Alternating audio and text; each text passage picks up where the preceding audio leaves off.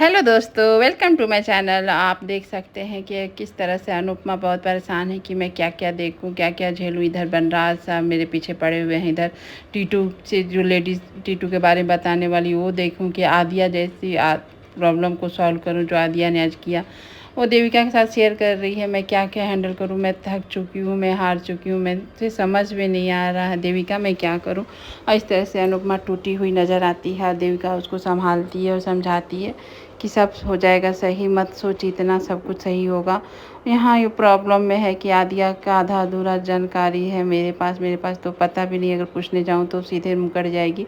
यहाँ आदिया बच्चे सबको फ़ोन करके पूछती है वहाँ का हाल समाचार। यहाँ बच्चे बताते हैं कि सब ठीक है, लेकिन कैसे परी दीदी बंद हो गई थी पता नहीं। यहाँ तो पूछती है कौन बचाया उसको, कौन निकाला। तो उसको पता चलता है कि उसकी मम्मी अनुपमा ने ही निकाला। तो उसको पहले से ही पता था कि अनुपमा ही निकालेगी। उसको ये सुन के बहुत दुख होता है और रोने लगती है कि उनको पता है कि अनुपमा जोशी निकाल ही लेगी, उसको बचा ही लेगी, बस मेरे को नहीं बचाएगी, मेरे को छोड़ देती है हर वक्त। उसका गलतफहमी चल रहा होता है। यहाँ पर तो उसको अपनी बेटी से पूछता है कि आप कैसे बंद हुए थे, कैसे क्या हुआ था। तो वहाँ पर वो बताती है कि बंद कोई नहीं किया था, लेकिन जो खेलने का प्रोग्राम था तो फूई लेके गई थी, तो बता वही ज़रूर बंद की होगी। तो वो पूछती है पर क्यों बंद करेगी मेरे को। फूई तो बोलता है कि तोसू की वो जलती है आपसे, ये सुन लेती है। किंजल सुनकर हैरान हो जाती है क्योंकि तोसू किस तरह से बच्चे के मन में गलत भाव डालता है। और यहाँ पर किंजल उस परी को दूध देकर बाहर भेजती है, जा बाहर खेलो।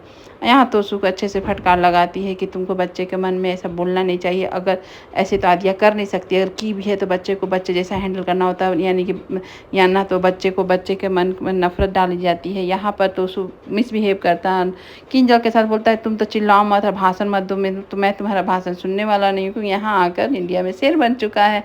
बोलता है ये तुम्हारा यूएसए नहीं है कि तुम चिल्लाओगी और मैं सुनूंगा, और अगर आदिया कुछ गलत की होगी तो मम्मी को तो मैं छोड़ूंगा नहीं, उनकी परवरिश ही ऐसी है। तो यह सुनकर किंजल भी गुस्सा आ जाती है और बोलता है कि मैं तुम्हें सुनने वाला नहीं हूँ। और ये किंजल को बोलता है कि ये मेरा बाप का घर है, ये समझ लेना बाय द वे, बोलने से पहले। और बोलकर वह निकल जाता है और किंजल का आँख में आंसू आ जाते हैं सुनकर। और यहाँ पर आदिया तैयार होती है हाउस आने के लिए, और यहाँ पर अनुज उसको बोलता है मत स्ट्रेट करो, बाल ख़राब हो जाएंगे, जो हर एक पेरेंट्स अपने बच्चे को बोलते हैं, लेकिन बच्चे तो मानने से रहें। तो यहाँ पर अनुज को बोलती है कि मैं अब कर ले रही हूँ, आकर तेल लगाती है। अनुज बोलता है ठीक है कर लेना। और यहाँ पर अब बताती है कि आपसे प्रॉमिस करती हूँ, प्रॉमिस तोड़ देते हैं, क्योंकि वो बोली थी कि मत कीजिएगा यशदीप और अनुपमा का हेल्प स्टूडेंट के लिए, नहीं किया था। बोलती अब मैं रिक्वेस्ट करती हूँ, यहाँ पर जो फंक्शन है, जो भी शादी है, हम लोग अच्छे से एंजॉय करेंगे, मैं भी करूँगी, आपको भी करने दूँगी। बस यहाँ के जाने के बाद यहाँ से कोई रिश्ता नहीं रहेगा, कोई रिश्तों का लगेज लेकर हम लोग यहाँ से नहीं जाएंगे, सब कुछ यहीं छोड़ कर जाएंगे, आपको मेरा रिक्वेस्ट है। सब सुनकर अनुज चुपचाप रहता है, सोचता है कि आदिया अभी बदली ही नहीं, छोटी बनी नहीं पा रही है।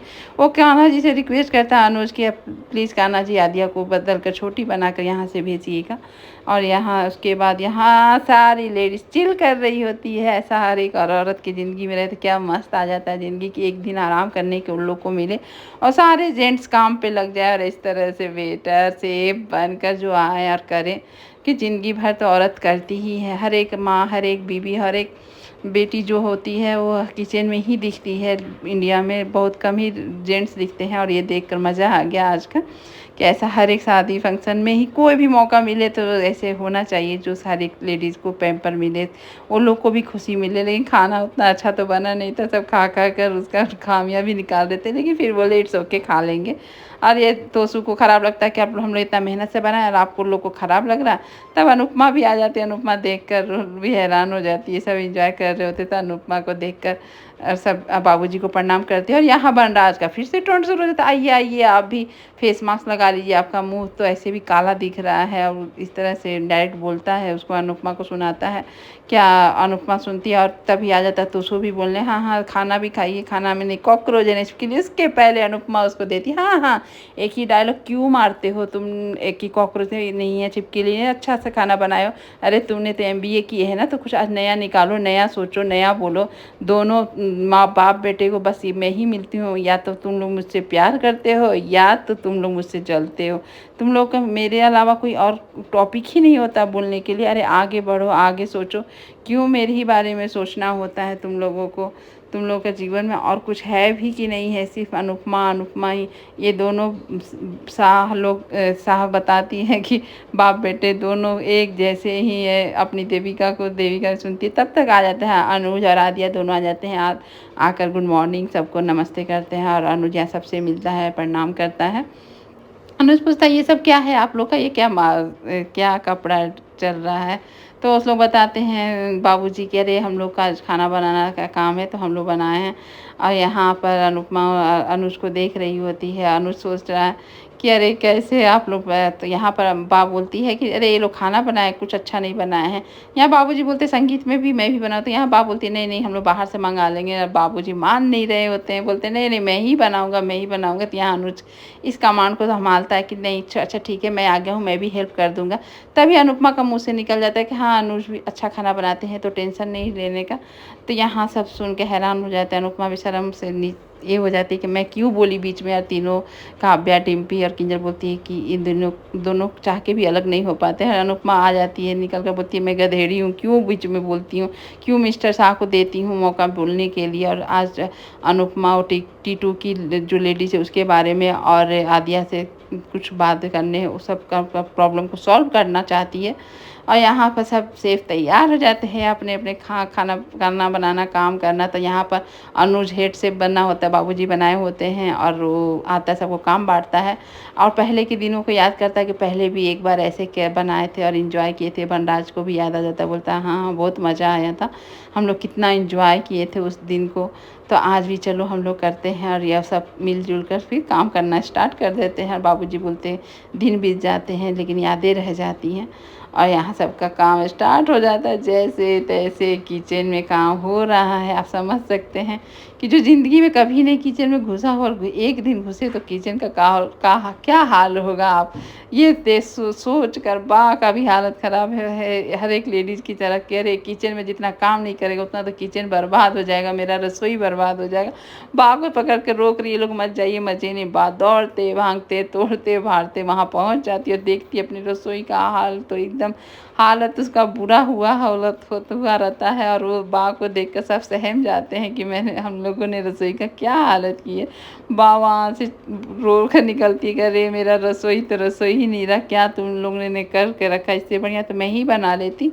यहाँ बच्चे को वो आदिया सिखा रही होती है डांस। यहाँ डांस सीखकर बच्चे बोलते हैं कि आप एकदम नानी की जैसे, दादी की जैसे डांस करते हो। ये सुनकर आदिया चुप हो जाती है और पूछती है यहाँ परी से कि आपको आप कैसे बंद हो गए थे, कौन निकाला। तो बोलती है कि मैं दादी नहीं निकाली। तो अब बोलती है कि मुझे तो पता ही था वो निकाली, मैंने तो बस ऐसे ही बंद किया था, मैं जानती थी तुम्हें कुछ नहीं होगा, मन में बोल रही थी।